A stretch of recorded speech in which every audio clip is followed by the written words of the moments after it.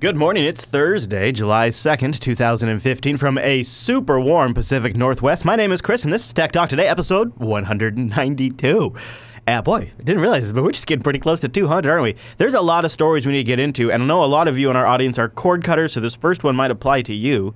So let's bring in the Mumble Room so we can discuss it. Time appropriate greetings there, Mumble Room.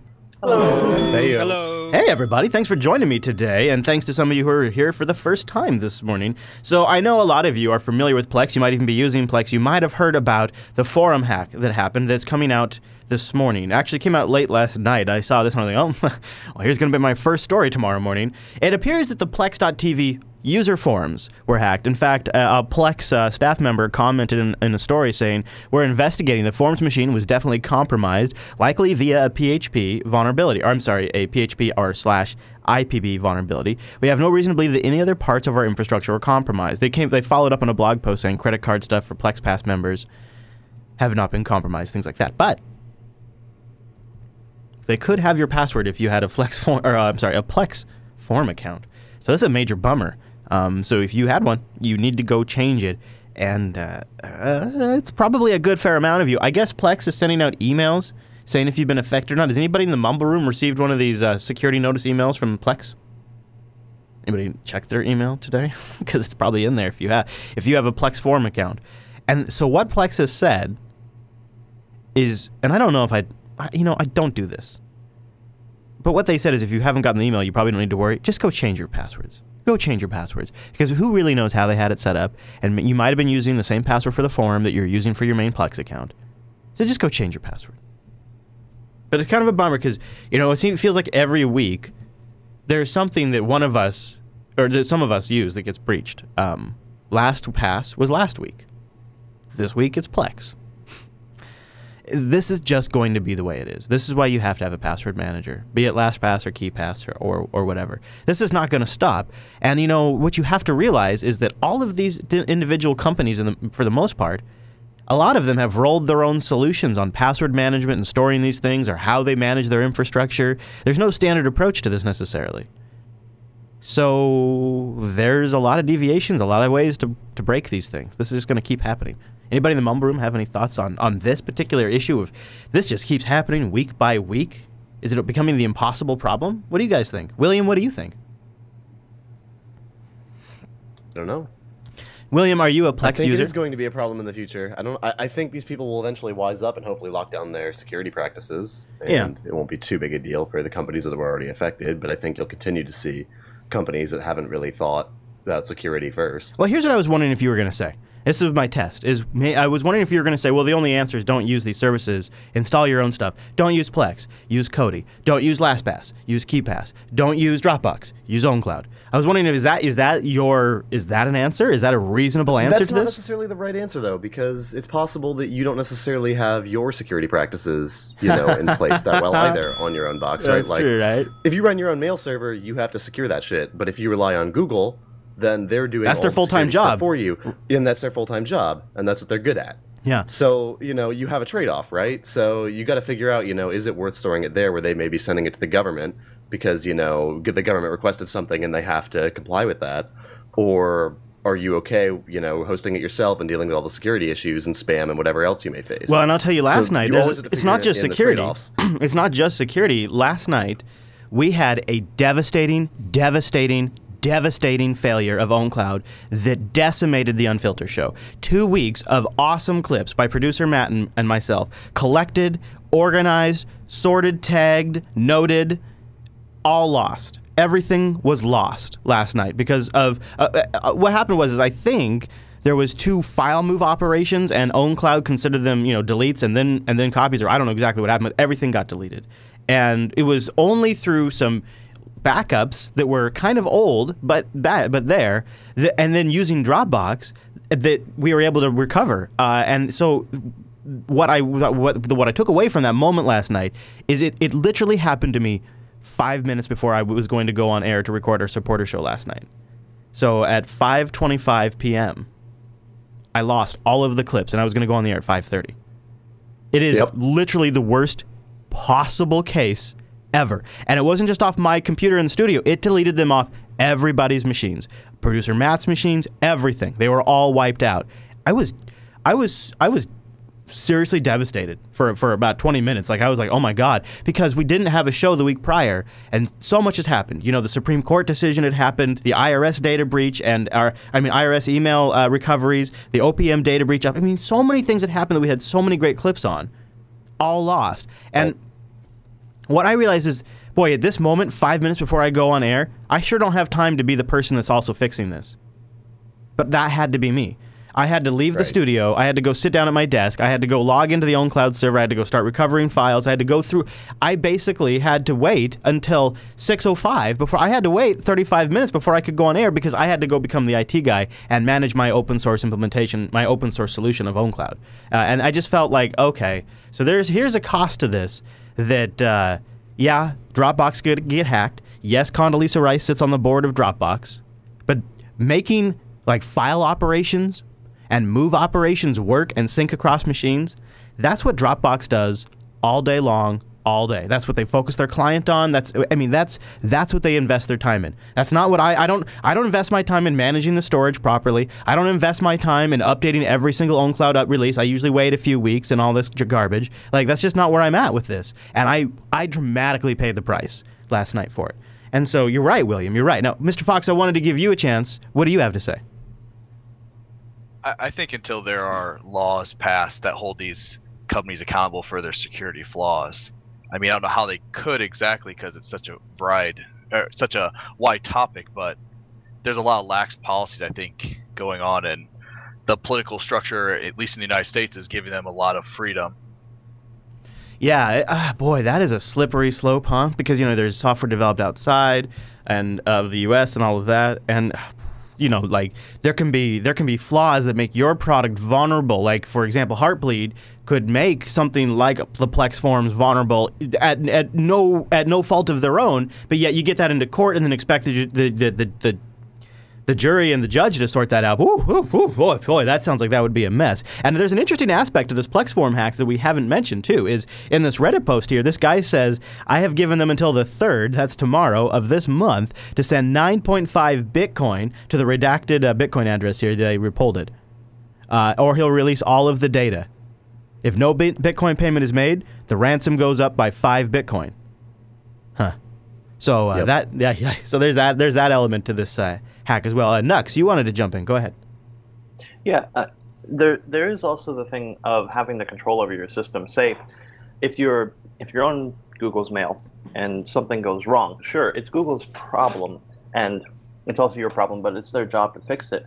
However, if you need to be doing something, then it's going to take them a lot longer than it's going to take you. Like, for example, if your files have been on Drive, for example, and it went down, you couldn't have taken that 35 minutes to go recover it yourself because you don't have that. So there's also that something to think about. The reality with Google, actually, which is interesting, is that in a lot of cases, these are ad-serving services. And so for them, it's a loss of money if it's down. And so it's critically important that they get it back up. And honestly, I would be pretty impressed if they could not get it up before you got your home server back up and running. Yeah, just in most cases. That's just how I feel about I them. agree. I mean, it's not for true like of all companies. It's not true of all companies necessarily, but I think there are certain incentives there. I agree for service availability and stability and security. That's the case. I think where it gets off into the weeds and maybe you're better off on your own when it literally comes down to like individual. I need this thing tweaked, or I need this file restored, or I need this specific thing about the service changed a little bit, and that's kind of where you go off the rails with a Google service. And I think this point should be probably well made too. Tech Helper, you want to make a point about backups before we drift too far away? Go ahead. You can chime in with the backups comment because you're right. Did you? Well, this is actually the second time OwnCloud has done this to us. The last time I had a backup and I recovered, and the only thing we had to do was we had to just wait for OwnCloud to sync everything up and then down to all the machines. This time around, producer Matt had a backup, but because we with the show like Unfilter, you know, you work right up until the deadline, and so you can take backups. But you know, his backup was like an hour old, maybe 2 hours old, I think, and so maybe 3 hours old, somewhere in that range. But you know, that's a pretty current backup. But it was 2 to 3 hours old, and that was enough where we had lost so much work and all of the organization that was for the final show layout organization. So you know. Lesson learned on that one. Yeah, there you go. Just in time for T says he can do it on ZFS. Maybe that'll do it. I like I that. don't know. Big copy on write backups. I think it's also worth mentioning that, when you run it yourself, you also, in most cases, are running your own hardware. I mean, you could be putting it on some, VPS. Or Yeah, I had it on a droplet, but then we have it on machines here else too. Manages. Yeah. But when you run your own hardware, you have to account for the fact that things can fail, and that could cost money when they do fail. So that's also something you should always be keeping in mind. And high availability, maybe, on your own end. Yeah, I'm always bad. I can I can schedule the time to do a project and get it installed and in production, but I never schedule that thing time after that to revisit it really, or for it to fail. So when something fails, I sometimes don't address it for, if I can, because I didn't schedule for that. So yeah, that's another thing about hosting it yourself. I want to shift gears. Well, speaking about Bitcoin, this guy was asking for Bitcoin ransom. The Silk Road case is extremely fascinating. If you want to get an amazingly tasty and juicy insight into how corrupt some of this stuff is, there is a couple of things. If there is an interview with Ross Ulbricht or Dread Pirate Roberts' mom on YouTube right now. Go search for Silk Road and filter by last week and watch that. There is an amazing amount of political connections high up in the U.S. government to this case. Didn't even know it. Very fascinating video. If you're curious about that, go watch this. Here's the part I want to talk about today. So Silk Road was this online marketplace where you could buy drugs using Bitcoin. For times you could buy other things, but basically it came down to drugs. And it turns out that there was quite a bit of corruption in the forces that were going after the Silk Road guy, like side money, side deals, taken money. So Karl Mark Force, the head of the Baltimore-based team of law enforcement that investigated Silk Road during the trafficking website, he's pled guilty. The guy that was the guy that held up the team. He's pled guilty to extortion, money laundering, and obstruction of justice. Standing before the U.S. District Judge Richard Seaborg in an orange inmate jumpsuit, Force admitted that he stole from Silk Road and its founder, Ross Ulbricht, even as he was investigating the website himself. He's not the only one. This is a fascinating... So basically, these guys in the FBI and these police forces started investigating it and realized, holy shit, this is a good deal. This is a lot of money that can't be traced, and it's all anonymous. It was too good for them to turn down. And it goes in here about some of the accounts and how much money these guys made, and some of the conflicts they got in. It's interesting to see. Basically, the good guys went in to go bust the bad guys and became bad guys because the deal was too good to pass up. It's a fascinating story. And the Silk Road stuff, if you're curious, even if you don't follow Bitcoin, it's been a good read. I don't know what to make of this story. Is David Cameron one of the dumbest leaders we've ever had, or what? So he says he's going to try and ban encryption in Britain. Yeah, David Cameron has signaled that he intends to ban strong encryption, putting the British government on collision course with the biggest tech companies in the world. It's being reported by politics.co.uk that the British Prime Minister has reaffirmed today his commitment to tackling strong encryption products in Parliament in response to a question posed to him on Monday. Why are they on such a rampage against encryption? What is it because the best they can do is coerce the big commercial companies to modify their products to include a backdoor. So Skype, maybe things like TeamSpeak, MMOs that have voice chat that are big, Snapchat, all these things. They're going to be able to get backdoors into that. Maybe even things like Telegram, who knows? They're going to have to re-architect. But they'll never get backdoors into things like Mumble or SIP calling that's set up between machines, or whatever Google, yes, but whatever is anything that's really sort of open source or set up yourself. I mean, there's no reason. Okay, if we have been led to believe that there is an ISIS cyber army that hacks websites in the name of the Islamic State, this is what we're told, and that they have a massive Twitter presence, and if you don't watch Unfiltered, maybe you don't know this, but we are told that we are right. The 4th of July weekend is the biggest threat since 9/11 because ISIS is recruiting people online using these tools, and they have this protection, and they're using things like Twitter. Okay, so if they're savvy enough to hack websites and use Twitter, are you telling me that they are not savvy enough to go to DigitalOcean.com and set up a droplet in 55 seconds? And install some communication software on there and be completely off the grid? I don't understand the logic. The only thing you could be gaining is mass surveillance of the general public that don't know any better or are completely uninformed or don't care. If anybody cares, if anybody is motivated to be off the grid, the tools are so readily available that they will never have the jurisdiction over to bug that they'll just use those tools. I cannot honestly fathom how this would actually accomplish anything but give surveillance over the general public. I can't really, unless you just want to catch the world's dumbest, laziest terrorist. Can anybody give me a counter-argument?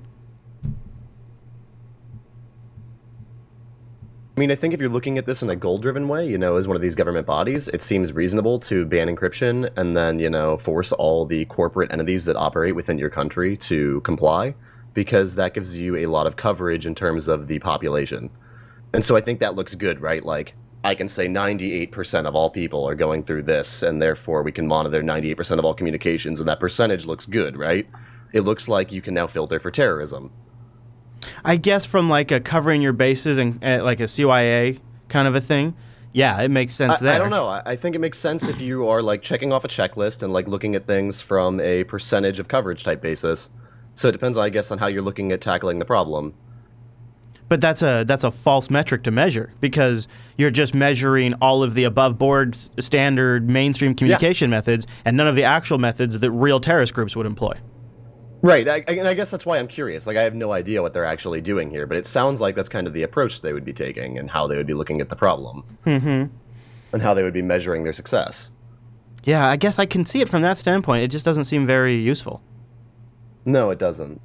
And but I you also have to surveil them, right? Like, if you go after all these small, off-the-grid type encryption techniques and you don't go after big things like, you know, Skype and Twitter and Facebook chat and stuff and whatever, then you're missing a whole bunch of people who could possibly be doing those things over mainstream communication media.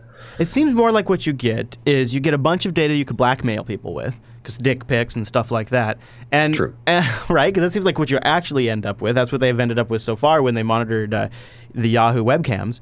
So I think the long-term damage I'm more worried about, maybe, and this could be Chris stretching here, but what I kind of worry about is going down a path where we associate encryption with bad guys. Encryption is for bad guys. If you're not a bad guy, you don't need encryption. And that is so counter to the overall cultural trend at post-Snowden, where people are way more curious about encryption. People are way more concerned. I have people that are just average users that they saw me using Telegram, and they switched over to Telegram because they understand there's this NSA out there that's watching all of their text messages, and so they want to use Telegram or something else. Like, there is at least a general awareness and perhaps a trend. Like, you can see Apple jumping on this, saying we're the privacy company. We don't monitor you. Look at Google. They're scroogled. You know, like, you can see how there's this sort of bubbling up trend going this direction. And meanwhile, Obama and Cameron and other leaders and like Comey at the FBI, they're out there saying no more encryption, ban encryption. We can't do it. And it's like they're trying to push against this general populace consensus. And and their reason for it, to me, doesn't hold up to analysis. And if I'm some podcaster in Arlington, Washington that can just come to that rationale, then how come anybody else can't just think about it for a second and stop these people? And why anybody listening doesn't? To me, it seems so obvious on its face that are we all just going, well, okay, Mr. Cameron, whatever you think is best, or do we just not care? I just can't keep it straight. I'm not sure anymore. So what's kind of interesting is if they do ban encryption, they do sort of serve their goal of being able to find certain traffic that is used only by terrorists, or at least limit the amount of traffic they have to monitor closely.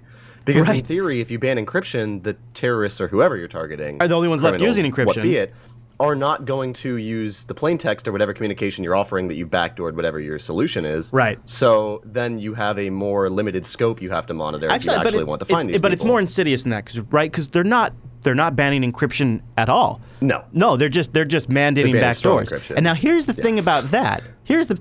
Yeah, they're banning certain types of encryption, and they want backdoors and other encryption. And here's the thing, though. Today, and whenever this happens, we will remember that this happened for a good solid 3 months. And then in a year or two, it will fade. And a year or 5 or 10 down the road, we're not going to remember it at all. Before the Snowden leaks, it came out years before the Snowden leaks that they were wiretapping and doing bulk collection of metadata. And we forgot about it. And then the Snowden leaks came out, and we all thought it was a big revelation again. It wasn't a big revelation. Look up William Blimey. He came out years before Snowden, right? So here's my point. It's almost more insidious. The AT&T fiber cuts in SF or whatnot. I think it's more insidious because we kind of forget it happens, and then you just assume these things are safe. See, if they banned encryption outright, then you would know it was unencrypted. But because they are allowing encryption, but they just want backdoors over time, I think as the public, we just kind of forget. We just kind of forget about that kind of stuff. Speaking of secure communications, I like Telegram. I don't know if it's perfect. There's lots of solutions out there, and I'm not married to it, but it's worked pretty well for the Jupiter Broadcasting team, and they've introduced bots. I think Telegram's a nice cross-platform communications. They got a web chat, they got Android, they have all the mobile apps.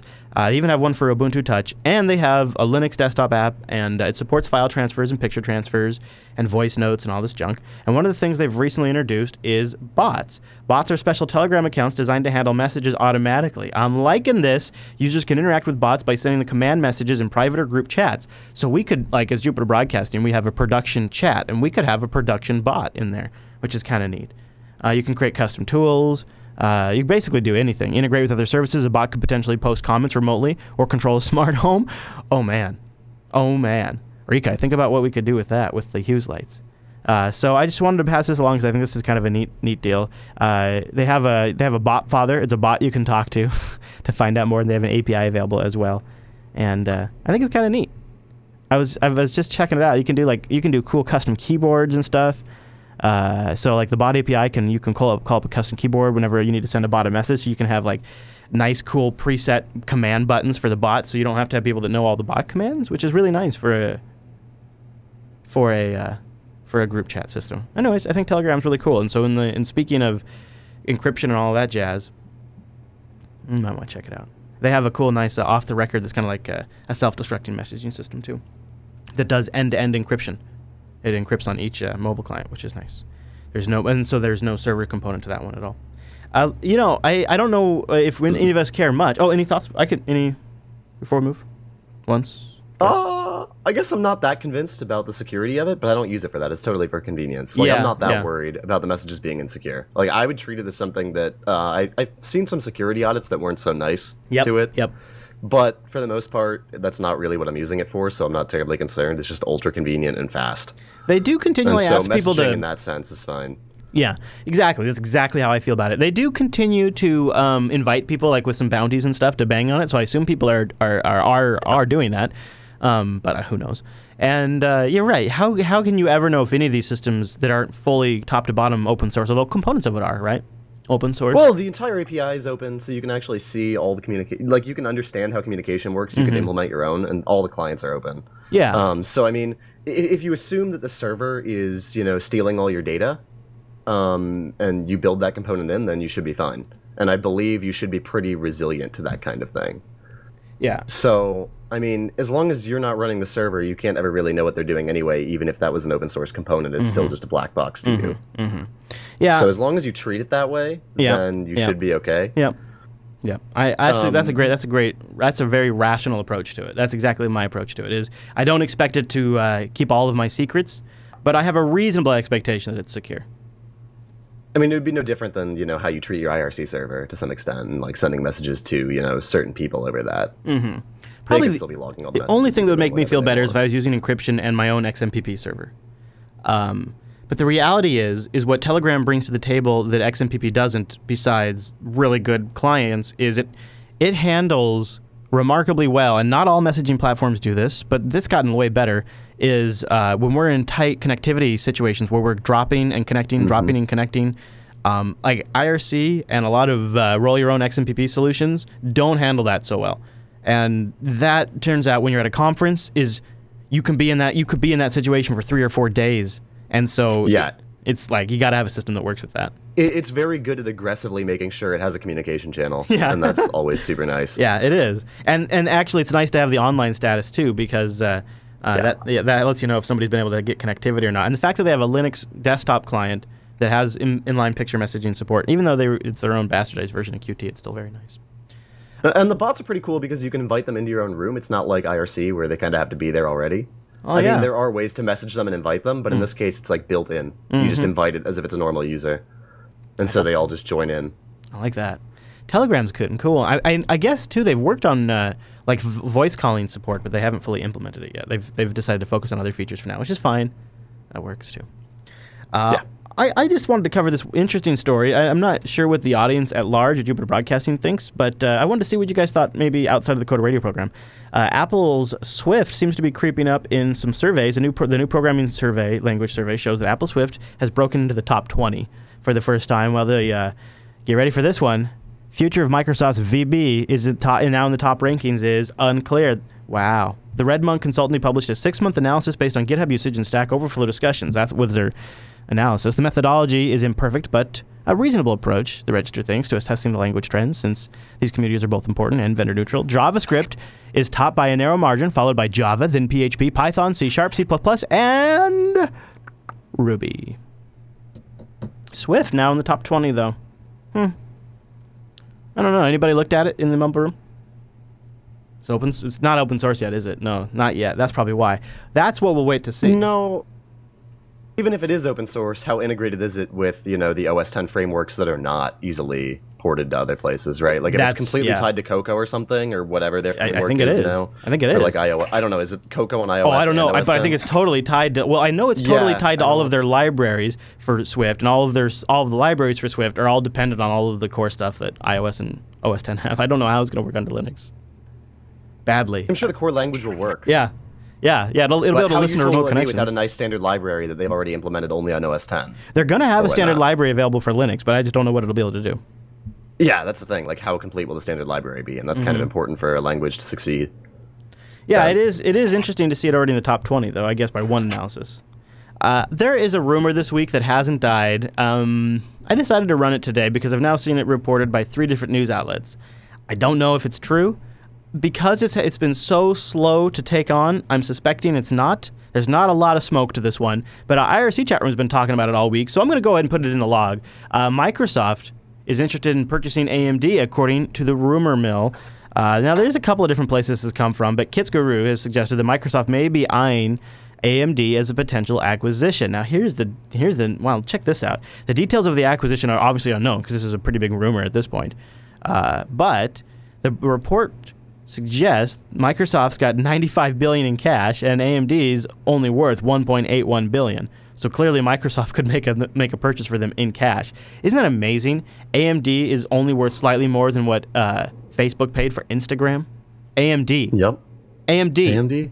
Instagram. Wow. Do you think this is true? You think Microsoft's going to buy this? Well, they sold off all their fabs, right? Aren't they fabless now? So yeah. They split off Global Foundries, so they don't have that many real assets, do they, anymore? This doesn't smell right to me, So I'm though. not completely surprised. I don't think so. I don't think this is going to happen, though. Why would Microsoft do this? Oh, I don't know. I mean, so Microsoft has Azure, right? And they want to build chips for servers, possibly. They could do all their own custom chip making if they had AMD's facilities. I don't know why they would want all the components of AMD, though. I would think they would try and do the Azure-focused stuff, or maybe mobile-focused stuff, and not necessarily take, like, their graphics division. I hadn't really thought about Azure. They have Azure. the console, right? They have the console. Yeah. So maybe they want all of those divisions. They could split it up, right? They could split it up. So they could split up the graphic stuff.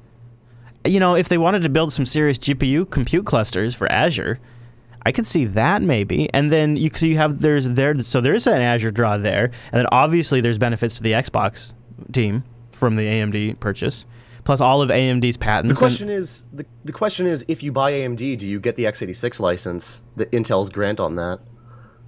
I don't know if you would actually get that. I don't know if it transfers when the company is bought out, because I know there are some weird restrictions around that grant to use the x86. Yeah. ISA. Huh. Ooh, that's a titillating question, isn't it? I bet they wouldn't, but you never know. I'm like not. Well, I mean, if Intel wants to remain non-monopolistic, they might have to. I would think though that would make them worth $1 billion more. I think that would make them worth $1 billion right there. I'm blown away that they're worth almost as much as Instagram. And would Microsoft actually make this purchase? So I don't know. Microsoft still feels like they're still reforming. Satya just did another reorg that basically undid the reorg that Ballmer did and just restated the mission of the company again. It just laid off a bunch of people from the Nokia acquisition, including Elop. Yeah. Wow. So I would not be surprised if any one of the big cloud players wanted to buy a company like AMD so they could produce their own chips in their own ways for themselves. Yeah, I didn't think about it in terms of Azure. I was thinking Xbox. And Microsoft does have a lot of diversity in terms of different platforms that would actually make a lot of sense for them to have something like AMD in their tool set. And to be able to make, x86 chips and those sorts of things. Or I mean, there's even some ways they could apply, I'm sure, some of AMD's technology to the Surface line. Yeah. Any of those things. The more we talk about it, the less crazy it seems. Yeah. Huh. Well, we'll see next week if this picks up any steam. I want to give a mention for the Open Tech Conference. Remember, we talked about this before. It was Corky and Popey who brought it to our attention, and they now have the videos posted from Open Tech 2015, and I'll have a link in the show notes, but you can go to opentech.org.uk to find it there. Cool. I'm glad they got those up. It's really every time I go to these fests, I'm like, oh man, I wish if Jupiter Broadcasting had a huge ass staff or had editors that were just sitting around, I would lend our services to these conferences and be like, let us record the video and post it. We'll get it up the same day as the conference. Let us do that for you, please. So I'm glad they got it up fairly fast because sometimes, like in the case of Self, you got to wait around a year to get it. So good job, Corky. Nice to have that up there. opentech.org.uk/2015/schedule. And I'll mention our favorite little website, patreon.com/today. Why? Because 553 of you are keeping us going. This is where we invest in the future of the Jupiter Broadcasting Network and also how we cover a few costs that come up from time to time. There is things that come up. And I got to mention, there is a video that was posted a couple of days, last Friday. And if you haven't watched it yet, it's available to our patrons. And all of the past videos are also available to our patrons. There is some interesting changes coming up that I'll probably make a video about. I might make a video about the OwnCloud stuff and our final solution once all that's done. It's tight. I don't know. I might end up taking a day or two off from the show next week so I can do videos for the patrons. It's a weird, this is kind of the time I would do that, so I'm not sure what I'll do. I'll look at the schedule next week. We'll figure it out. But from time to time, I try to get some exclusives up there for those of you who go a little bit extra further, who really appreciate our work and decide to support us. I try to do something extra for you from time to time, and I post it there on those feeds. Patreon.com/today. Now, I just mentioned we might have some schedule changes depending on what I decide to do for next week.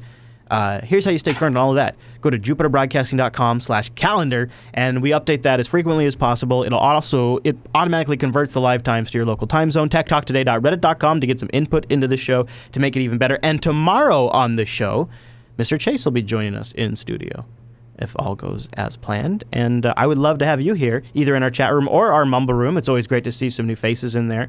Just go to jblive.tv, 9 a.m. Pacific, noon Eastern. And when you're in that embedded chat room, you do bang Mumble, gives you the Mumble address. Then you just plug that into the free Mumble client. It's an open source client. It's great. And once you get in there, they're just going to do a mic check to make sure your mic actually works. And then if it does, you get in there and you get to make comments on the story. There's no gatekeeper. You get to get your opinion right out there. And why do we do that? Because so far, you guys always seem to be pretty damn smart. And I suppose we could always ban your ass if you weren't, but it hasn't been a problem yet. So jblive.tv if you want to join us. Oh, you can also email me, techtalktoday@jupiterbroadcasting.com, but it's probably better in the subreddit. You'll get my attention. We got another Y2K video to wrap up. It's been the Y2K week for some reason. It started as a discussion on the pre-show on Tuesday, and it's just kept momentum all week. Yesterday we did marketing and sort of taking the advantage of the market demand for Y2K products. This week, though, I love this one because it's like taking it's almost borderline racist, and also playing on our fears of Y2K, bringing it all together in some great marketing. This is nothing like commercialism at its best. Enjoy this one. See you back here tomorrow. Thanks for joining me today.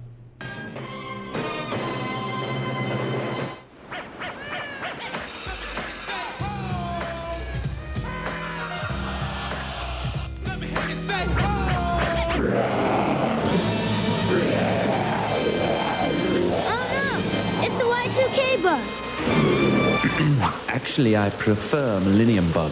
That bug will wreak havoc on anything that uses a computer.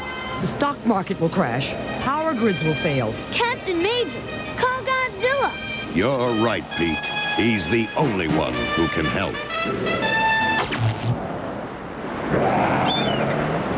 What the?